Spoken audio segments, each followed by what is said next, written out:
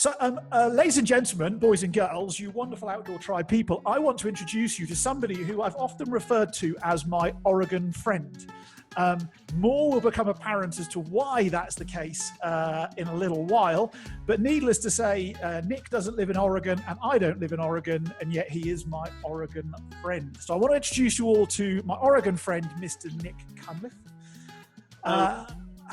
I've got a list, Nick, of 10 people in the world who, if somebody said, I want some kayak coaching, I'd go, you have to go and see so-and-so.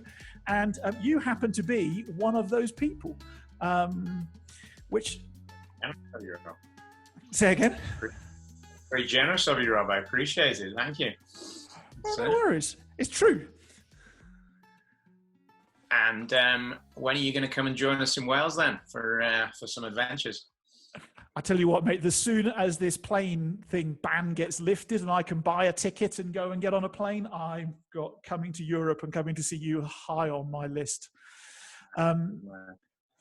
So we've got a few people joining us already. We've got Ryan Rushton joining us. We've got Chris Bench joining us, Mark Hopkins joining us, Josh Askew joining us. It is like a criminal lineup of kayak good and great people.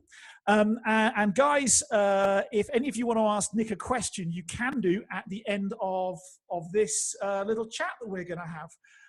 But Nick, you're amazing. Welcome to the We Get Outdoors podcast. Thanks, Rob. Thank you. Thank you. So the rest of the outdoor world is burying its head at this point in time, crying into its beer, pouring tea over its toes. And I've been noticing your Facebook presence has jumped up recently. Can you tell the world what it is that you've been up to? What is it you've been up to? Well, I've had some time on my hands, as you can imagine. We were, if I could say, locked down on the 20th of March, just as I was completing a sea kayak training program. We all headed home from the course and we didn't leave our homes again. So I wasn't able to go out kayaking as I'd planned. I had a busy calendar of programs that all got cancelled and not very good at not doing much, Rob. So I thought, well, as cabin fever sets in, there's a theme.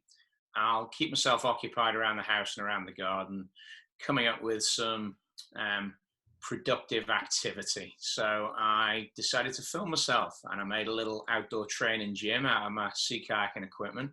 That was a lot of fun. That kept me busy all morning. And actually, it was more physically demanding than I realized it would be. I built the thing and then I could barely lift the boats off the ground.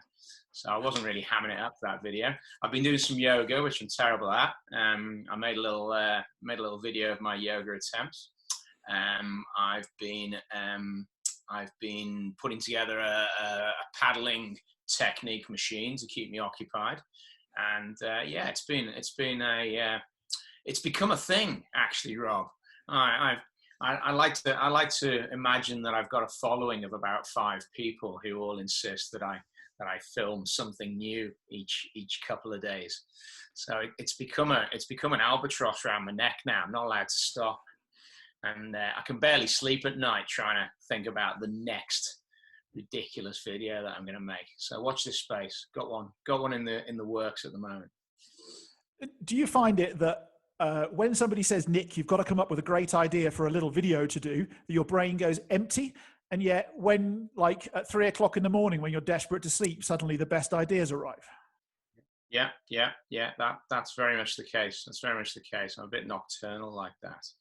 And interestingly, we've all got complete liberty and permission to do whatever we want at the moment. We're not allowed outside, but it seems like some of the rules, the norms that we follow have been temporarily suspended. So I'm pretty sure that I wouldn't have filmed myself doing certain things a couple of months ago, but I seem to have lost a little bit of my reluctance these days.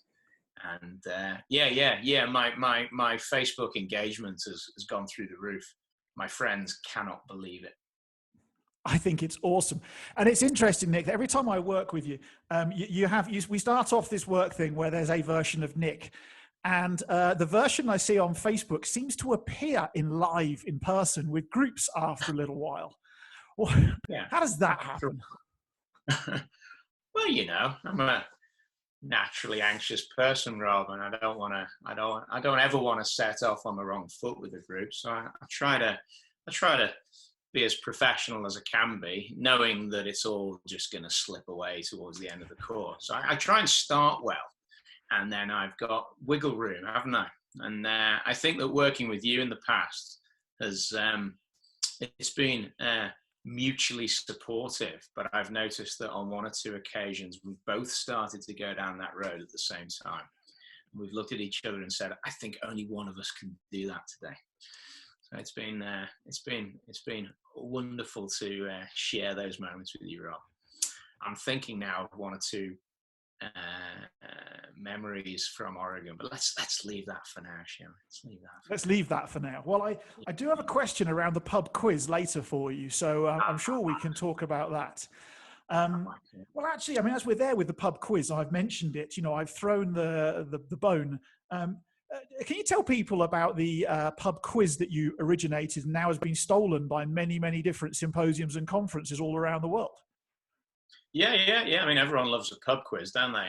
And they have a traditional format that we're all familiar with. And I was involved with helping to run an event. I think it's always best if it's not your name over the door when you get involved with these kind of activities. And I think it was 2008. Let's say it was.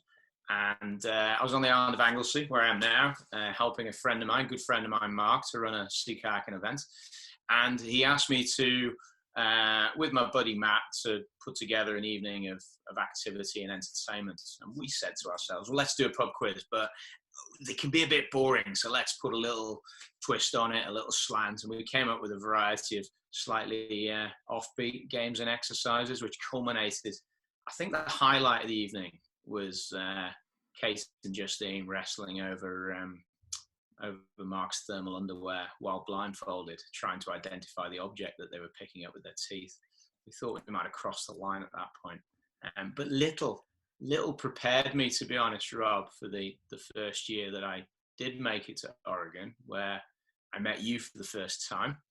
I already knew Paul, who had been at that event in 2008 and had watched it away in his memory, pub quiz, sea kayaking event.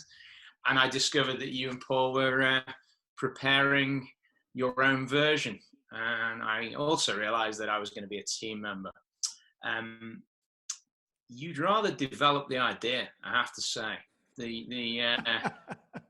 How could I put it? The consequences of involvement have become a lot greater for many of us. And that's what happens when you have a beer sponsor for your pub quiz. Precisely. Why they would give us a crate of Ninkasi Brewery tall boys and invite us to drink them all and then ask us questions, I have no idea. But hey, there you go. And I feel lucky to escape with my life in that first year. So my first year in Oregon at that event, I didn't know that Paul had borrowed the concept of an evening pub quiz from his experience in Anglesey with you. Yeah. And so I turn up to this event, and the coaches get put on some teams, and some of the coaches go and work with the clients at the event and their teams. And it gets towards the end, and what you described about two of your coaches fighting over smelly garments with their teeth. I ended up actually with Mr. Sean Morley, and Paul picked the two biggest. I guess the two biggest English guys who happened to be at the event, and blindfolded both of us and had us both scrapping for smelly thermals with our teeth, which was, I didn't know that. I guess it was highly entertaining. Yeah, you and Sean. I don't think I'd wrestled Sean, but there you go. You're a braver man than me, Rob. That's it. Do you remember the outcome? Do you remember who won? I think I won, but I think I had to go to the dentist the week after. You get a leg each, did you? That's it. It was actually the spray skirt. And spray skirts take on a whole new festering smell of their own after a while. Indeed. Yes. Yeah. So there we go. That was our first encounter with one another, wasn't it? That year. I think it was about 5 years ago now. Goodness me. It was 5 or 6 years. How time flies. And so you and I have trained quite a lot of coaches together. And I wonder what you think the secret ingredients of being a great outdoor or adventure sports coach is. What are like the things that make up the recipe? Goodness me. Well, my very first thought is that you've got to have your own passion for what you're doing. You've got to be an enthusiastic participant in the adventure sport that you're going to be coaching. If it's not something that you do anymore, or you enjoy doing, or you take value from, then it will interfere with the quality of anything you can do as a coach. So for my very first starting point is I've got to have a passion for the activity that I'm involved with. And I've noticed that some adventure sports have just stayed with me over the years. I've been involved in paddling for nearly 30 years now in different ways. And I always find it easy to go and get back in my boat again. And I think that's important. That's really, really important. And the other thing that immediately comes to mind is that we should remind ourselves that as coaches, we're not at the center of things. That's where your students live. It's all about them. And our only relevance as coaches is the difference we can make to the experiences that our students have when they're on the water with us, after spending time with us, and all of the future adventures they have. So I try to remind myself that it's all about them.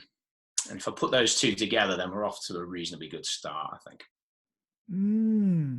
I've been playing with the concept that we're not, as coaches, we're not actually, yes, we have to be able to take wherever somebody is in their skill or level upwards in their time with us.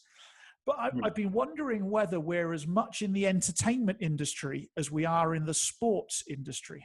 And I don't have like some firm philosophy.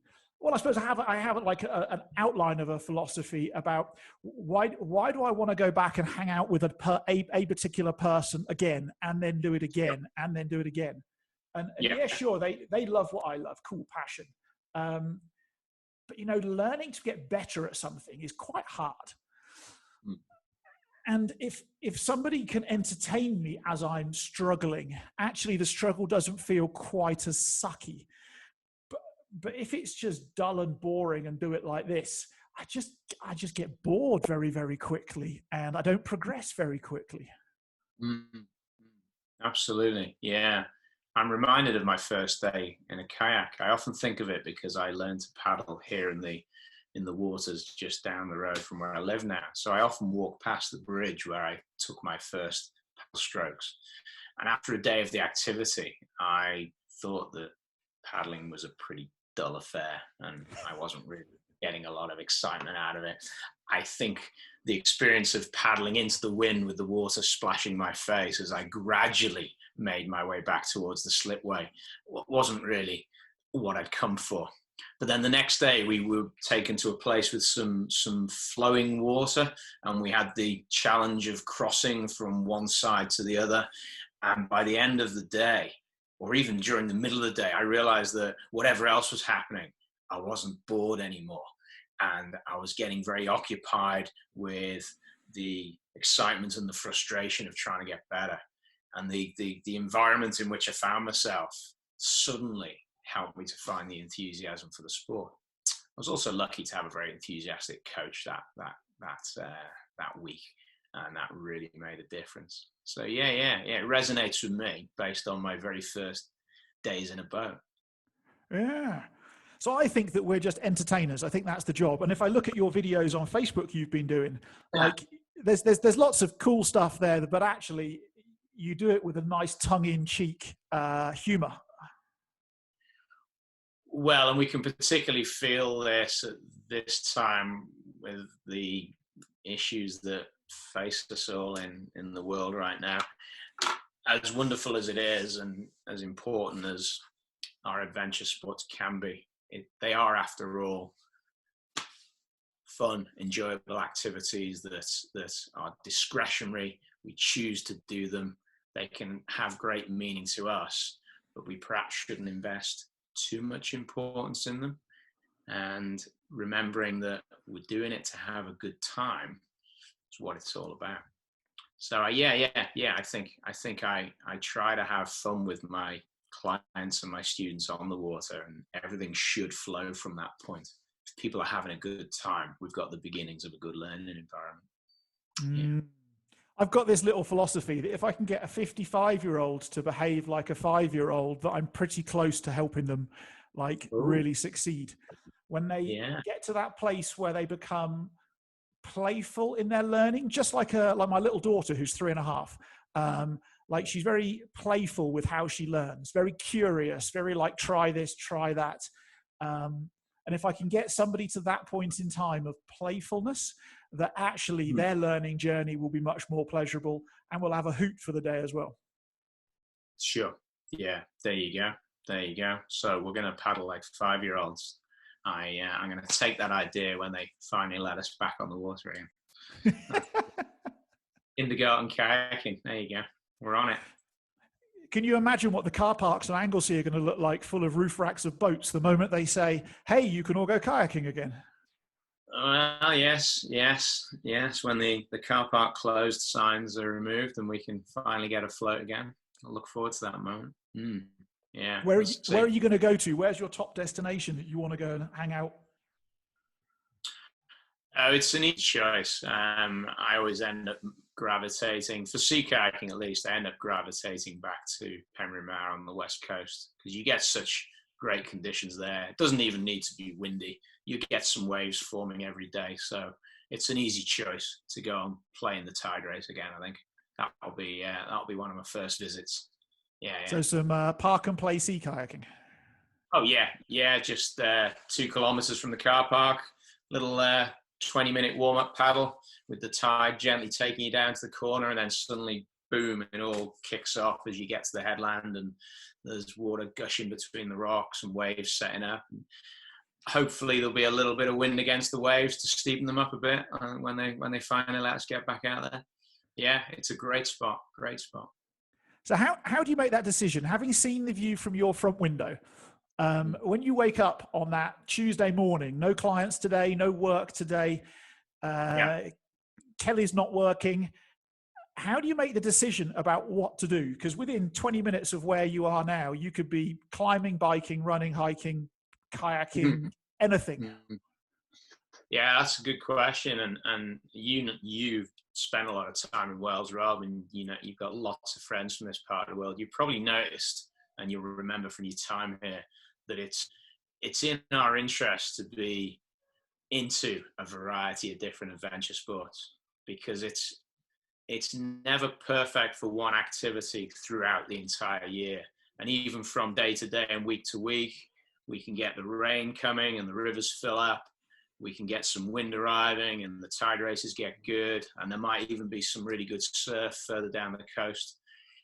On a sunny day, you've got great conditions in the mountains, but you've got to be ready to be flexible and choose an activity according to the conditions and how you're feeling on the day. So it's actually become quite an easy one for us, because when Kelly first came here, it was quickly apparent that going surfing every weekend wasn't going to happen. So whitewater kayaking and rock climbing have started to fill that gap.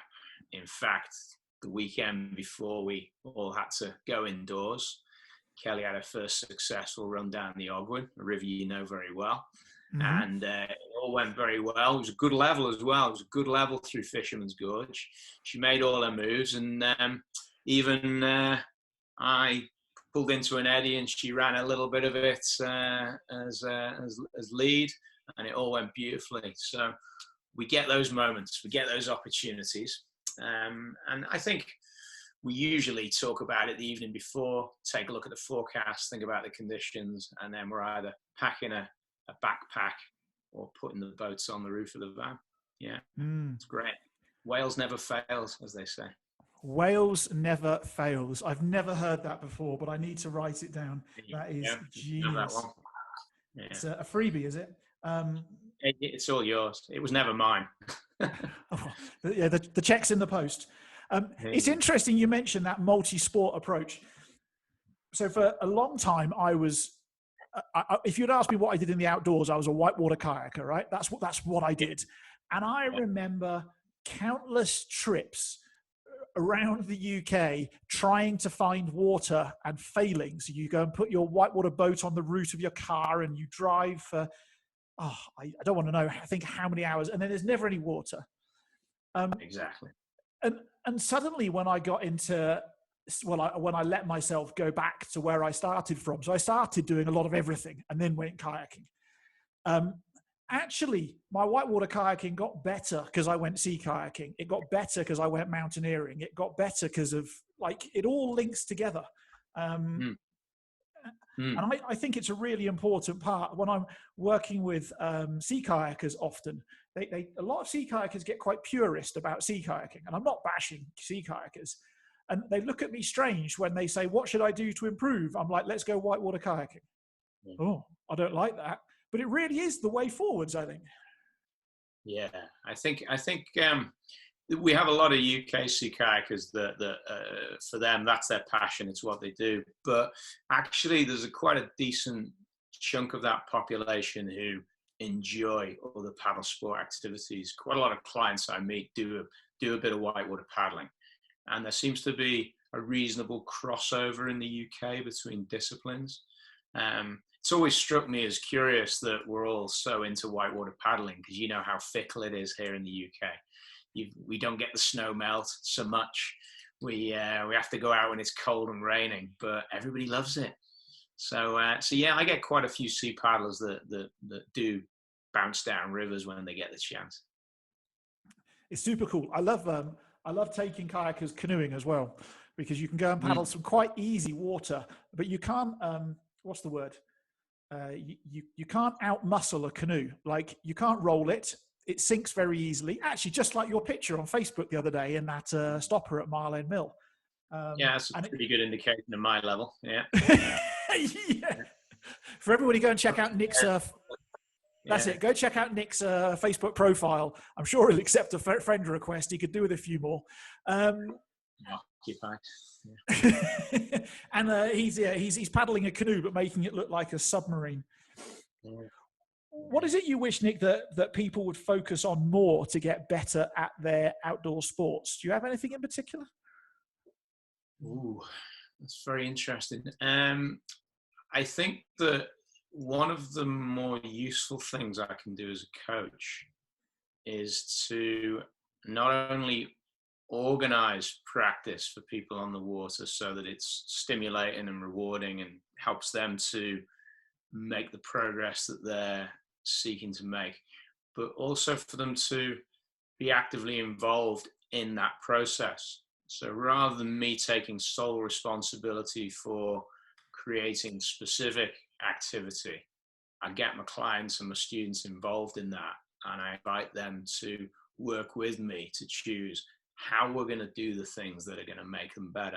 Because I want them to understand that, so that when I'm not around, and I don't want them to be dependent on me, when I'm not around, they're going to feel better able to organize their own play, their own practice, so that they can do what we all did and learn to get better in our own time. So there's loads of occasions when I'm sat behind a rock in a tide race, and I'll just ask the question, what move do you want to make? Describe it to me. How are you going to get from here to there? Go on. Tell me what path, what route, what angle you're going to take. Okay, sounds like a good idea. Go and play with it. And when you come back, tell me how well it worked out and what you want to change. And often I find myself sitting there just asking questions, contributing, but the activity, the structure of it is led by my students. And then we have a little review, and we agree that that's something they could easily be able to do when I'm not around. So I think that's a big one for me at the moment. That's what's been occupying my thoughts of late. I remember a day coaching on the Tryweryn, a river in North Wales in the UK, for those of you who are from North America or outside of the UK. And there was a group of clients who I'd coached about 3 months before, and they were doing their own thing on the river. They'd gone like as a mates group. And Oh, yeah. I remember the satisfaction I felt when I saw them, like taking some of the stuff we've been working with and then like upping the play level to close to crazy, huge smiles, big laughs, doing crazy shit. And I thought, oh yeah, okay, my job as a coach is done. Like, that's perfect. Yeah, there you go. There you go. Well, that's what you want, isn't it? You want to be out on your local run or your local bit of coastline, and a team that you spent time with go past having their own adventure. Surely that's the point. Yeah, it's a hard balance. So I've often said the job of a coach is to do yourself out of a job. And if you have a scarce mindset, people don't like that because they're like, well, if I do myself out of a job, then I can't coach kayaking anymore. However, I think if you have an abundant mindset, there'll always be, if people love spending time with you enough, they'll always find a reason to come back and hang out with Nick again. Yeah, be nice to think, and I try to remind myself of that. I don't want a client list of dependent students who need to see me every other weekend in order to feel that they're improving. I'm much happier than when people come back because they got better and then they came up against another new challenge to overcome and they concluded that maybe I can help them with that, and then we go again. I like that. We also we have our less formal adventure weekends, which include a degree of coaching, but it's mostly getting out in compatible social groups and having fun on the water. And we get a lot of familiar friends coming back to that now. That's become our way of having a team that we can hang out with. I can talk in those terms. So speaking of familiar friends, on my monitor to my other side that you can't see, I've actually got a list of people adding comments and liking and joining us from the We Get Outdoors tribe, which of course anybody who's listening to this can go join. I'll put a link in the description below, etc., etc. And we have a mutual friend, Mr. Mark Tozer, who's come to join us this evening.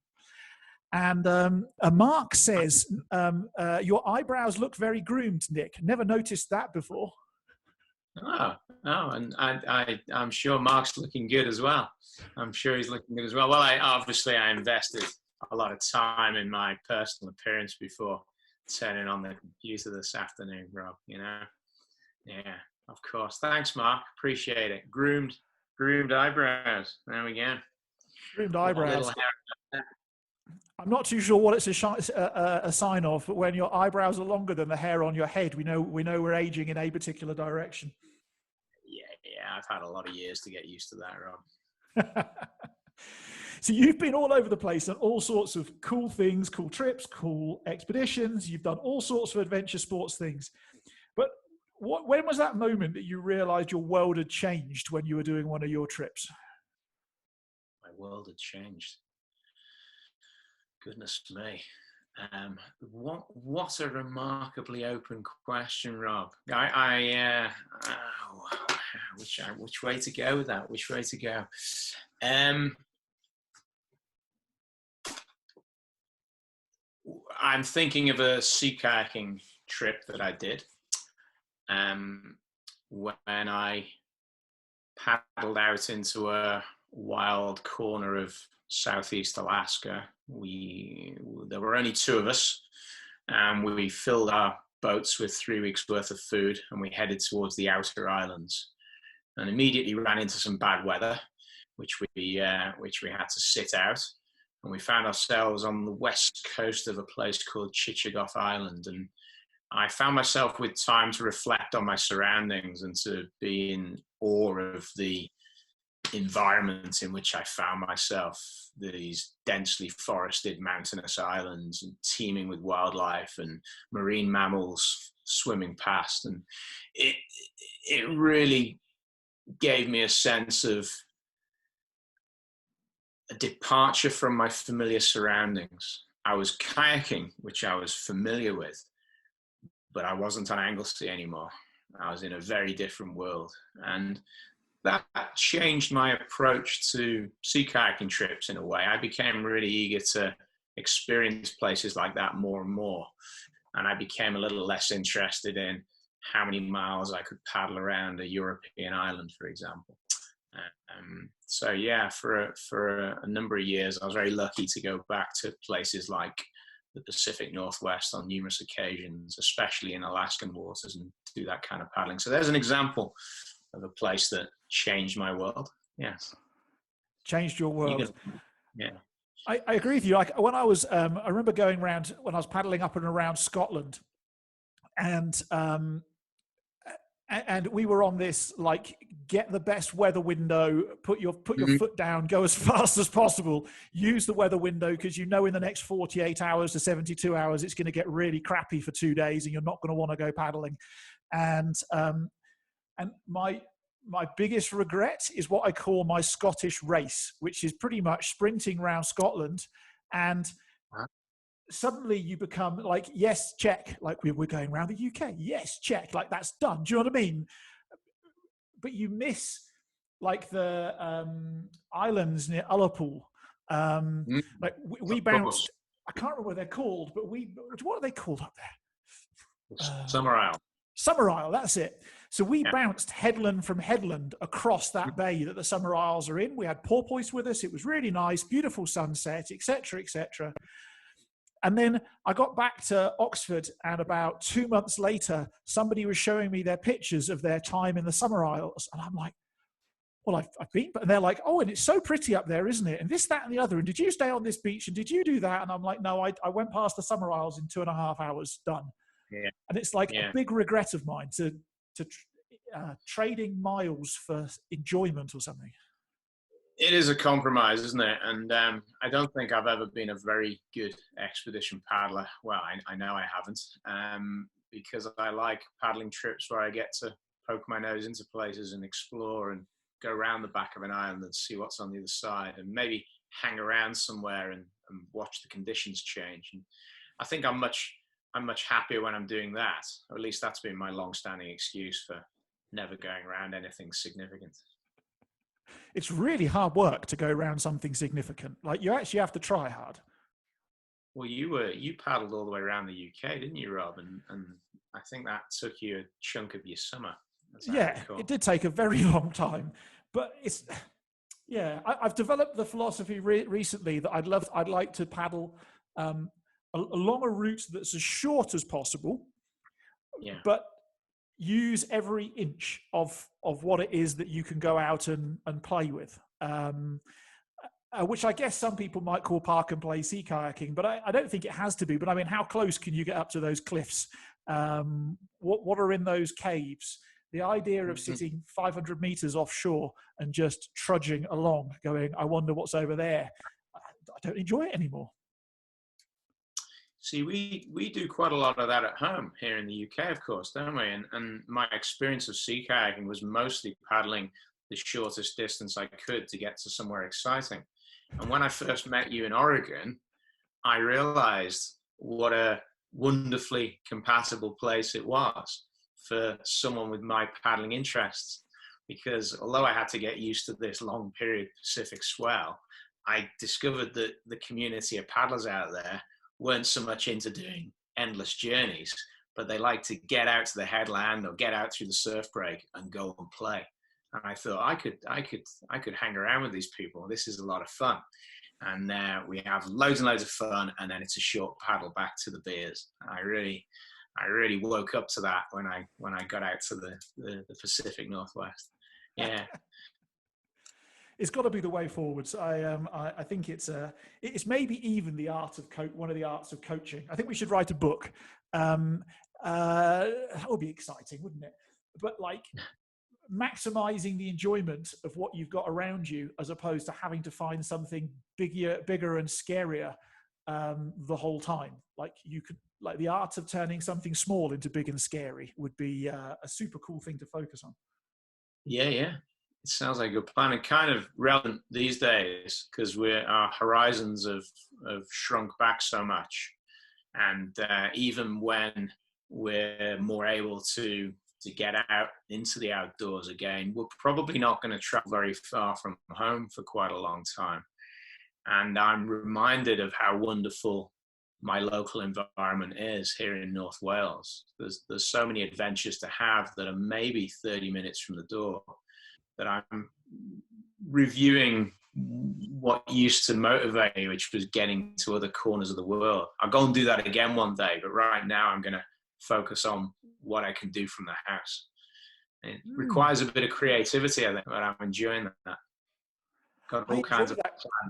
I enjoy that creativity. That's the fun bit. That's the, like, I obviously had Caitlin, my daughter, at home for the past month or so. And me and my wife are splitting up the like looking after Caitlin. So Kerry does the mornings, I do the afternoons. And we went out and into the garden the other day, and we're lying down in the grass watching the ants carry things that are like 4 times its size. And it just reminded me that you can have a mini adventure in the garden. You don't have to go somewhere extreme or scary to still get that, like, that wow. Exactly. Yeah, there you go. There you go. A journey in your imaginations with Caitlin. Yeah. So listen, the world has changed in the past few months. So I think that's worth just chucking out there and stating the obvious. And we're going to move into something that's going to turn into some version of a new normal. I don't know what it's going to be. But I rather suspect that going back to how we were isn't going to happen for a large chunk of time, if at all. I don't know. What do you think? Would you speculate some of that new normal is going to be like for some of us? Right, with regards to the outdoors, I don't want you to go and talk about the economy, elections, so on and so forth. Yeah. Let's not go there, shall we? I think there's going to be a newfound appreciation for the wonderful experiences that we do get in the outdoors. There's a lot of people missing it right now. And when we get to return to the places that we love to visit, they will be the ones that are close to home. And I think an appreciation of what we have in our immediate surroundings is going to be much more obvious to people. I suspect when I go back into the hills, we're going to notice that the more popular areas have probably benefited from the rest that they're getting. The paths are going to look a little more overgrown, the vegetation will have risen up, and we might see the beginnings of a small recovery, which might give people more thought to the impact that they can sometimes have when so many of us like to take part in these activities. I think that could occur.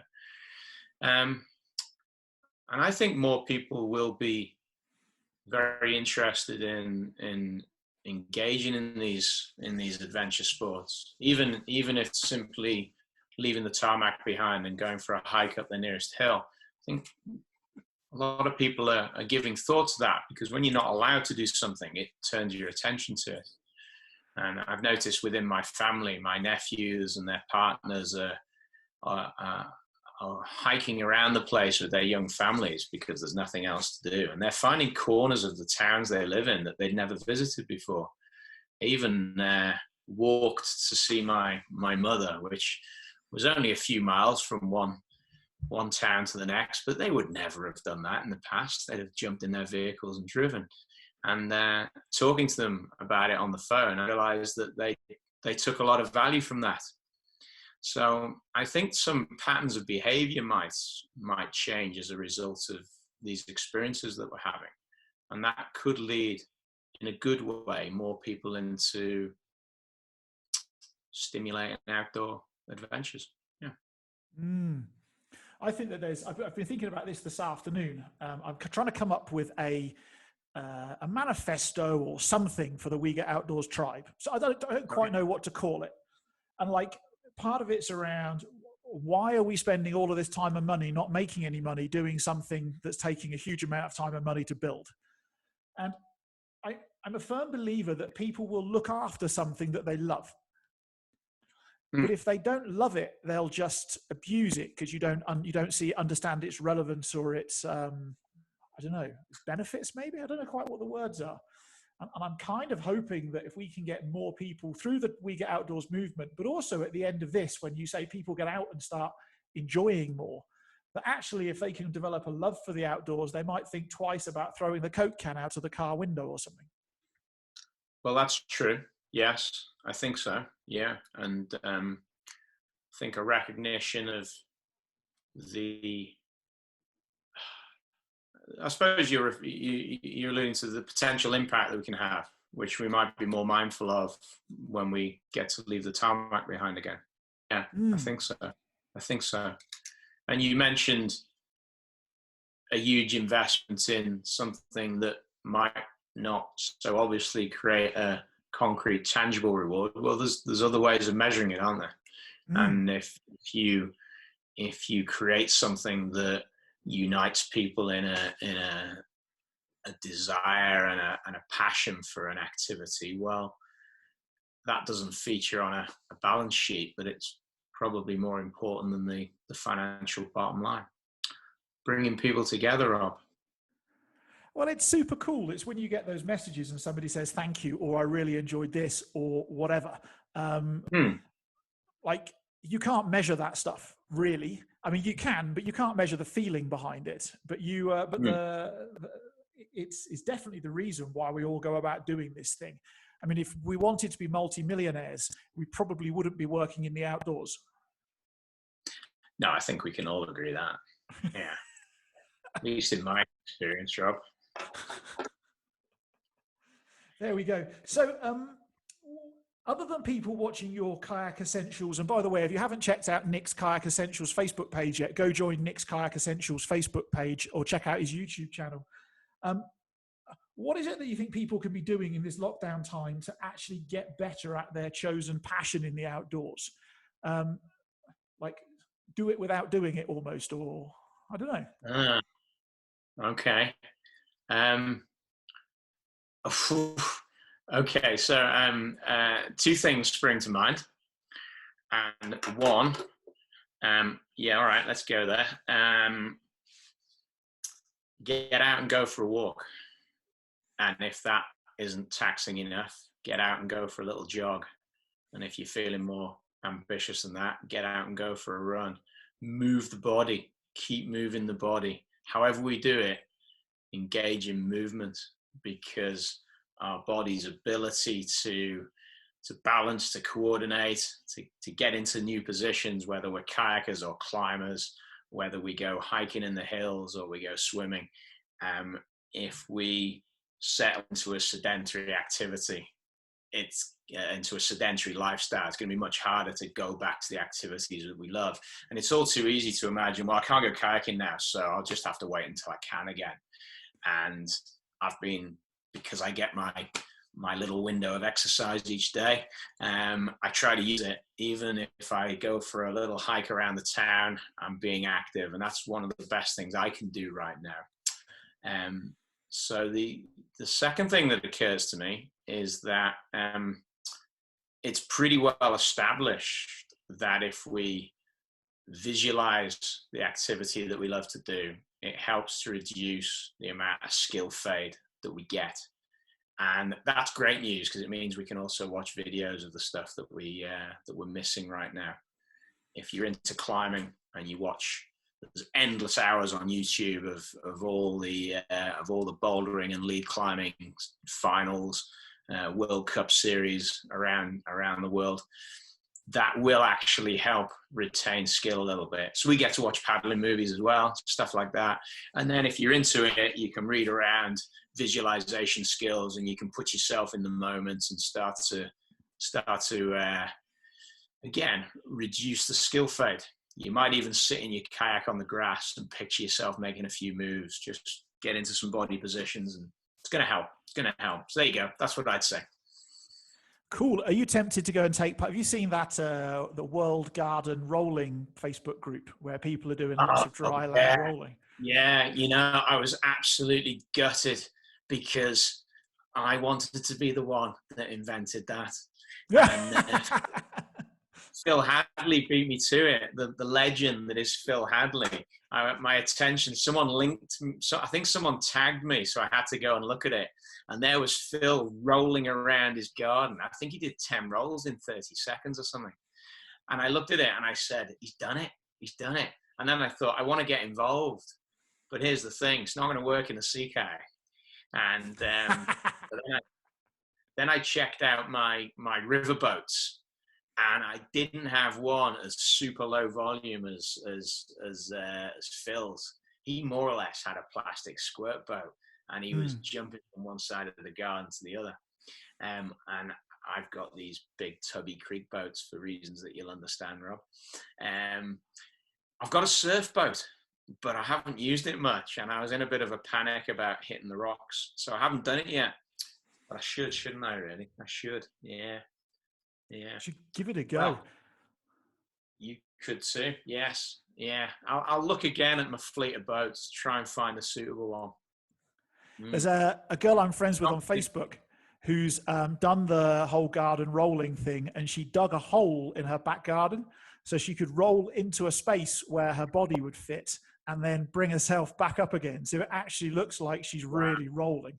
And so she went like over one way and then back the other way and so on and so forth until she got tired and got stuck in the hole upside down. I was going to say that could end badly, couldn't it? That could end badly. Yeah. Well, I'll get my spade out, Rob. We'll have a go at that. Get my shovel.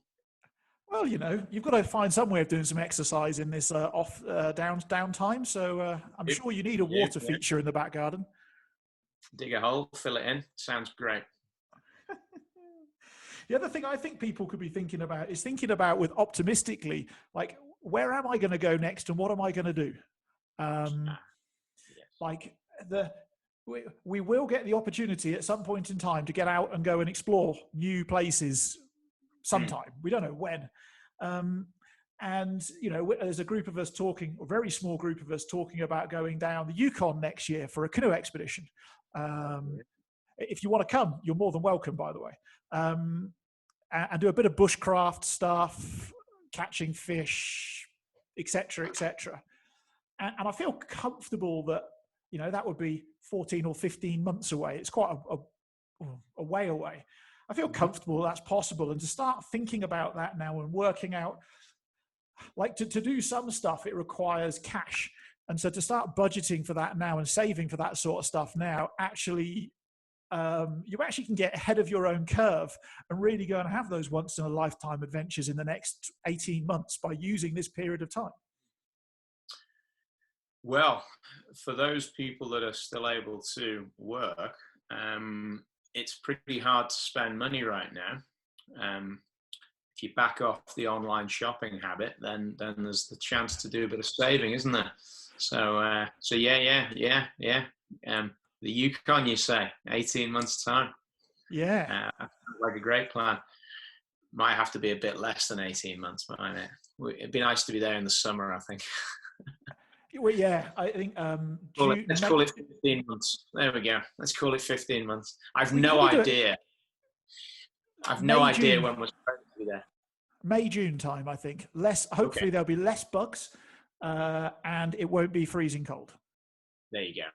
We've actually got a lady joining us on from the tribe called Crystal, and she lives in Alaska. So my first person to talk to is I'm going to go ahead, and she wants to come with us. I'm like, Crystal, when would be? Well, actually, this is Canada, isn't it? I suppose the Yukon. But when's going to be the best time to go? And if she says it's going to be the 14th of May, we're going to go on the 14th of May. There you go. Get it in the calendar. And you're doing some cool stuff with Kayak Essentials, I see, helping people in their spare time to do stuff like their sea kayak navigation and get better at that side of things. You tell me more about it. Yeah. We've got some live stream going on this week. I don't even know what you call it. Facebook Live, is it? It's going to be a technological challenge for me. I've never offered something like this before, but hey, on Wednesday evening, I'm inviting people to come with me to Roscollon on the west coast of Anglesey, metaphorically, obviously, or virtually. And we're going to do some planning so that we go the right way at the right time with the weather and the tides. And we're going to spend an hour doing some planning skills. I think there's a few people coming along at 7 o'clock on Wednesday evening, and we'll see how it goes. I've rashly offered a series of evenings.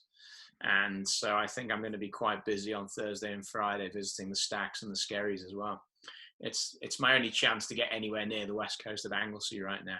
So yeah, we're doing that, and we're doing it because we can't do the real thing.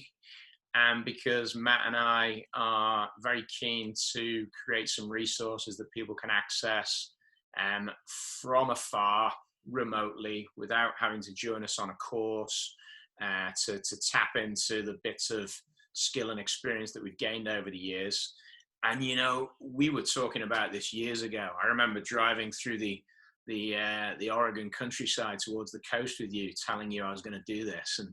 And we never found the time. But hey, we've got some time at the moment. And the comical videos in the garden were, they were a dual motivation, really. One was to find some positivity in the moment. And secondly, I needed to remind myself how to put the film in the camera, if you know what I mean, and then do some cutting room work afterwards. So yeah, I've got my video confidence back again, and we're making little coaching movies that people can watch and hopefully enjoy and get some benefit from. So the Facebook Live event on Wednesday evening is all part of that. Ooh, and if people want to access it, do they just need to come and like your Kayak Essentials Facebook page, or? I think so. Is that how it works? Yeah, I think so. I think I'm going to do it through Kayak Essentials. Kind of makes sense, doesn't it? And so I guess you have to like the page. Yeah. Yeah. Let's say yes. Yeah, there you go. Yeah. It's not going to hurt, is it? No, absolutely not. A like doesn't cost anybody anything, does it? I'm gonna have a trial run with the technology tomorrow, and I'll iron out all the wrinkles so that I'll be on the technical wizardry by Wednesday evening. Watch this space. Who would have believed it? I wouldn't mind when borrowing your microphone, Rob, if that's all right. That would be perfect for me. I'll DHL it for you or something like that. You could UPS that across. It is quite a chunky thing. I did try with these big headphones and a pilot boom mic coming down in front of my face. Oh, yeah. I just looked flipping ridiculous, if I'm to be honest with you. I couldn't do it anymore, so I decided that the phallic object that is my microphone is going to be the thing that has to get used from now on. That's great. And you know what, Rob? We can talk about it, but just don't hold it again, please. It's even worrying when you stroke it gently. So there's plenty of things that people can do. Jeepers, I've lost my own trace of thought. Other than coming to the Yukon with me in like 12, 13, 14 months time, something like that. Let's just say May the 14th, 2021. There you go. What's on your like bucket list of you've got out, you've kayaked some more on Anglesey, and now it's time to think of something cool to go do. What for, like a holiday trip, expedition, something of that nature? What's on the bucket list? Wow, on the bucket list. Well, you know, in 4 weeks' time. No, let me start again. In 2 months' time, Kelly and I are supposed to be traveling to the French Alps in our van to go and enjoy a few weeks of whitewater kayaking and rock climbing. And I think we both know that's not going to happen. I mention it now because I've rediscovered my love for whitewater paddling. I don't think I ever lost it, but I got out the habit of going looking for water. And this is Kelly's influence, because she can't surf much at the moment. Well, there's got to be something to replace it. So we've been bouncing down the Welsh rivers this winter, and going to the French Alps the plan was a natural extension of that. And we've already been talking about what would be a dream trip for me, a place you know really well that I've never been to in my life. I've never been to Nepal, Rob. I've never visited the place.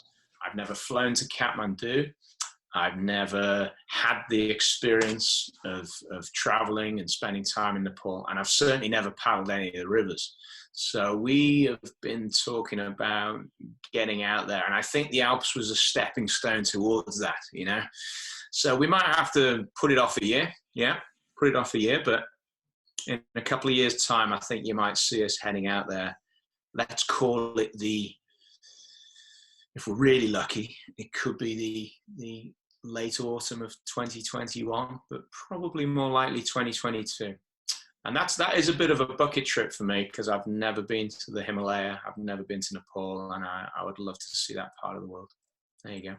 You will love it. And there's whatever it is you want from your paddling and your cultural experience, you can have it in Nepal. You can like float down a flat river with nothing on it, like completely flat, with amazing scenery and Tibetan monasteries and, you know, Buddhist monasteries, sorry, and so on and so forth. Or equally, you can go to the opposite end and scare yourself beatless on ginormous white water and anything you want in between. Something in between. Please. Something in between. There's something very nice about chucking all your stuff in a raft and having a completely empty kayak, apart from maybe a water bottle, maybe a throw line. That's about it. Yeah. And paddling remote, amazing white water with a boat that just feels like you're at a play spot is, it's phenomenal. Wonderful. There you go. There you go. So that's a bucket list adventure for me. I'm looking forward to. I got the feeling that it might happen as well, if you know what I mean. There are some dream trips that we sometimes feel might never come to fruition, but I think that's on a list of things that we reckon we could go and enjoy. Yeah. Yeah, and it's a good time, like November, when it's pretty crappy in North Wales. Actually is like a perfect time to go to the Himalayas. So it's not a nice trading arrangement. Very appealing. Yes. Yeah. There you go.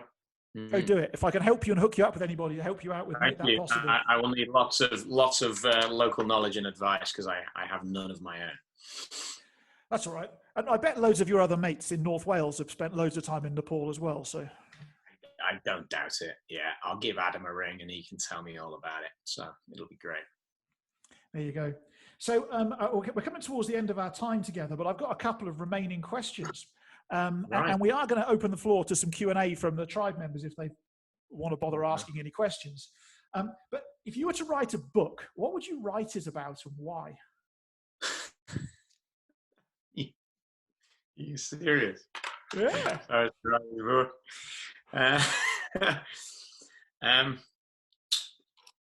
You mean like a trashy novel, like an airport departure lounge bestseller? Why not? That wasn't quite where I was going, but you've hooked me in now. Yeah, I think I could imagine under a suitable pseudonym. Perhaps let's make one up now, shall we? Because I would have to be a female author.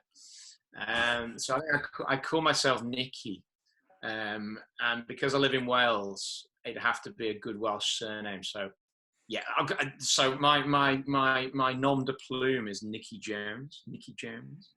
Yeah, it's very well spoken female author, specialising in erotic literature for ladies. I think I could do a pretty good job of writing for that demographic. And yeah, there you go. A little higher class than Jackie Collins, but not quite as dark as 50 Shades. Yeah, something that leaves everyone with a feel good factor. There you go. Watch this space. Have you ever seen Nikki Jones on the trashy bestsellers aisle? Then you'll know it's me. I fly, as you know, I fly a lot with what I do for work, and I think I'm just going to monitor the bookshelves now in all the bookstores when I fly around the world. I'm hunting for Nikki Jones. That one will get you to your long haul flight, Rob, and you could leave it on for the next passenger, and you might even recognise yourself in chapter 3. You never know. I actually read a book once written by somebody who used to be part of a canoe club in the central England area. And it was all about a trip to France to go kayaking. And I started reading this book.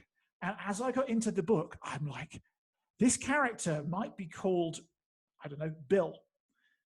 But I actually know Bill. Like, I know who Bill is. I've paddled with Bill. In fact, Bill used to be my boss. And then you read and you go to like, we all know it, Rob. Carry on.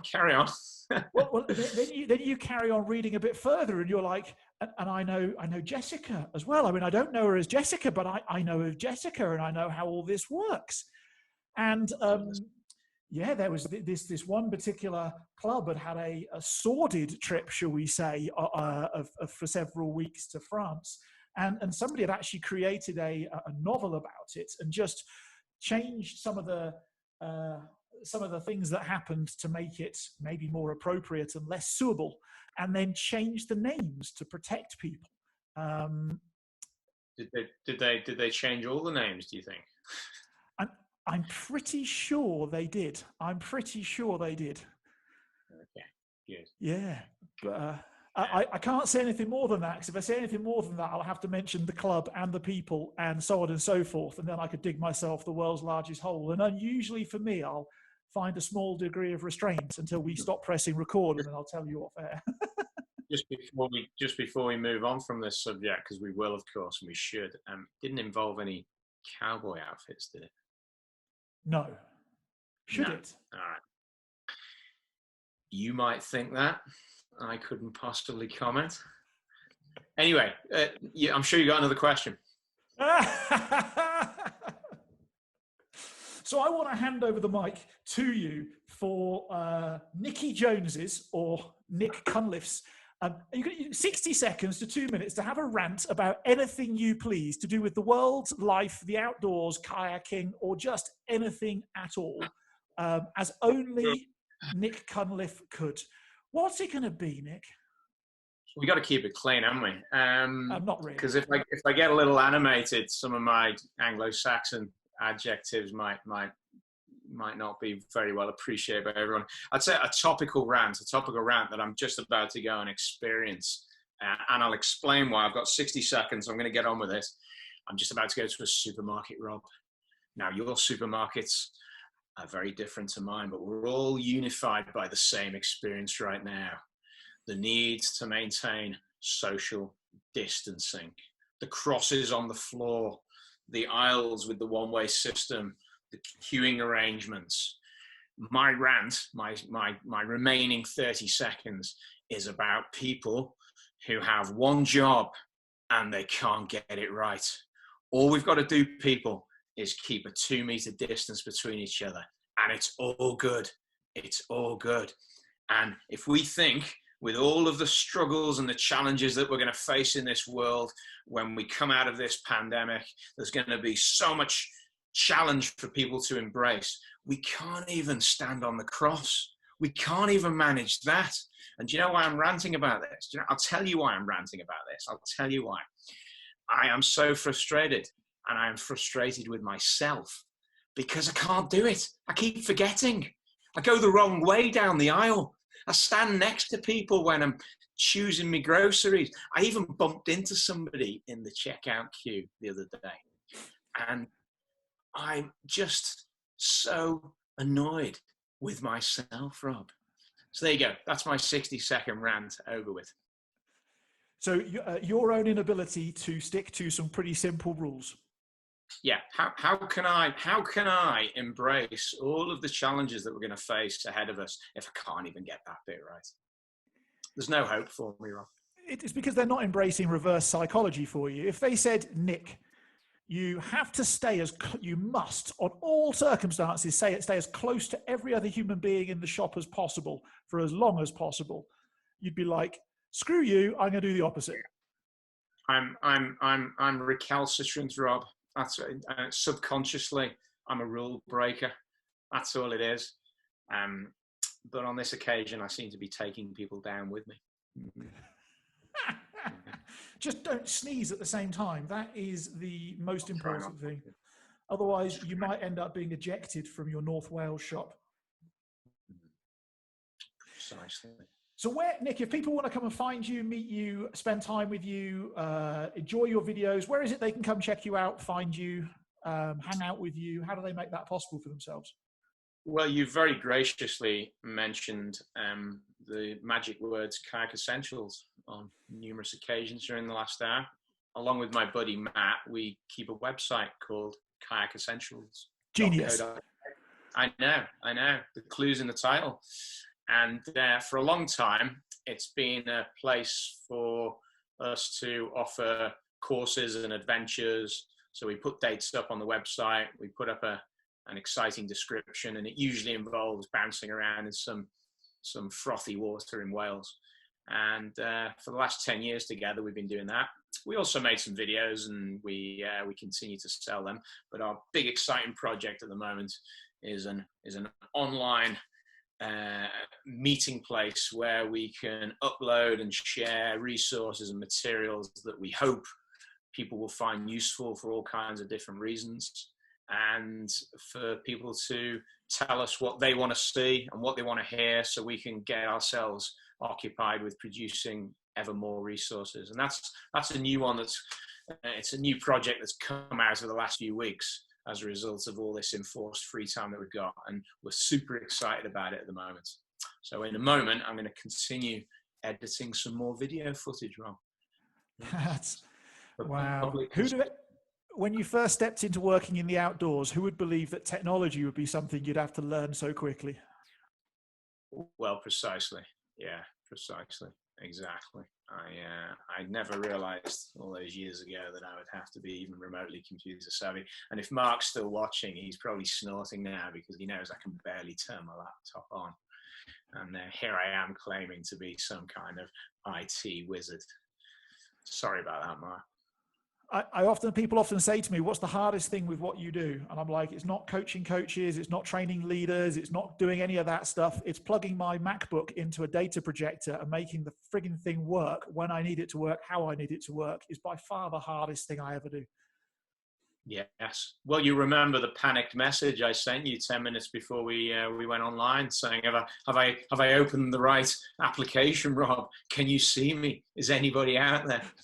I'm absolutely useless at this stuff, but that's why I've got Matt. He's my IT guy. Nick, I just want to spend a little bit, and I just want to say thank you to you. I remember at Lumpy Waters the other year when we were there watching this group of paddlers coming back off the beach with huge smiles on their face. And we just spent a week doing some coach education courses. And I thought the only person they've spent today with has been Nick. And in my head, and then lo and behold, at the back of the group, Nick's coming up behind them. And I want to thank you for the positive shadow that you put into our outdoor world. I don't think you recognize the size of the influence you have on people for the better of their own world, their own experiences, and everybody they go out with. And I just want to thank you for that, because it truly is special what you bring to people when you get to spend time with them. It's very kind of you, Rob. Thank you very much. And obviously, because I'm British, I'm going to really struggle now. And I'm reaching out for that joke about one of us owes the other one money, but I can't remember who it is. And anyway, thank you very much, Rob. And I remember very well the day I walked into our meeting place in Oregon, first time, met you for the first time, and we began a working relationship that's flourished ever since. I hope we get the chance to do it again, mate. I hope we get the chance to do it again. It's going to happen again. Just watch this space. I'm all over it. Great. I'm all over And it. you know what? Thank you very much for inviting me to chat with you. Well, we kind of did this last week, didn't we? So it's kind of a regular thing now, except that this time it was on Facebook Live, recording apparently. It's recording on Zoom into Facebook Live. Yeah. Well, thank you very much for the invitation, and I hope life continues to treat you well, mate. Look forward to the day when we can all meet somewhere other than online. Are you ready, Nick? So my business partner, Mark, you've never met. But I have this habit, and I'm just about to continue with it, which Mark's about to tear his hair out and go, oh, effing hell, he's done it again. I have this habit. So a few years ago, I told an audience on Facebook Live we'd be publishing our first book in 4 weeks' time. And Mark is watching the Facebook Live. And then I get an abusive phone call, as you can imagine, because we hadn't actually, we've spoken about writing a book, but we hadn't actually started writing the book. Yeah. And I've just told thousands of people that we're writing a book in a few weeks' time, which, Mark, if you're watching this, that's not what I'm telling people now. We're not writing a book, don't worry. However, Nick, inspired by yourself and Paul Kufi, we are going to start the We Get Outdoors almost pub quiz on a weekly basis. Right. Yes. Wonderful. Okay. Fabulous. Part pub quiz, part chat show. When do we kick off? Yeah, when do we kick off? Well, I love the word that you're using, we, because you were on my list of my first guests to come along and join us. How exciting would that be? I'll get the crate of beer and we'll get started. Yes. You haven't met Matt, but he has to be involved because he was the original pub quizzer, and so he and I'm afraid if you get me, you got to get Matt as well. Well, that's perfect. Rider in my country. Could I designate you as both as like team captains, and then we can have some other guests on? Yeah. Cool. Good. There you go. Watch this space. Oh, by the way, I've already got a volunteer for this as well, who you know, but she doesn't know what's coming yet. Kate Hawthorne. Oh goodness me! And that brings the she brings someone else to the party as well, doesn't she? So wonderful. I can see this is going to be quite a gathering, Rob. I'm very excited about it. You get Kate on board, and let's. I think there are one or two other names that might crop up now. If Robin's still there.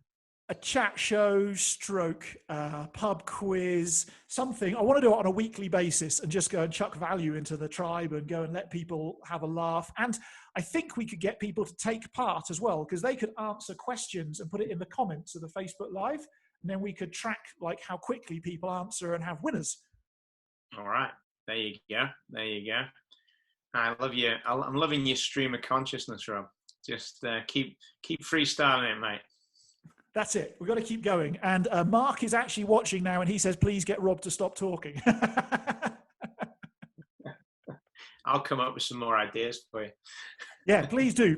We can have a We Get Outdoors Kayak Essentials collaboration for a virtual pub quiz on a regular basis. That would be super awesome. Absolutely. There you go. Hands across the ocean. I can't wait. That's it. Hands around the world. Anyway, thank you, Mr. Cunliffe. Thank you for the time together. Mark also says he just had a heart attack when he heard me start talking. I'm sure he'll get over it. He'll be fine. Thank you, Nick. We're going to bring this Facebook Live to an end. I don't think anybody's got any questions for us, but if you do, please go and put the questions in the comment section of the Facebook Live or into YouTube when this comes up. We'll monitor the questions and feed them back to Nick, and I'm sure he'll have some outstanding answers about how you can get into paddling, go kayaking, get better at it, have great time in the outdoors, and maybe even entice you to go and spend some time with him in Anglesey. Amazing. There you go. Wonderful. Look forward to that. So how do I put the phone down now, Rob? What do I do? I'm going to put the receiver down. This episode is brought to you by the We Get Outdoors tribe, where your next adventure is just one click away. You can join this, the fastest growing outdoor group on planet Earth, and become part of a tribe of like-minded outdoor enthusiasts, sharing your adventures, their adventures, trips and insights, and helping to ensure you plan and have the most perfect adventures. Click on the link in the description below to join for free right now.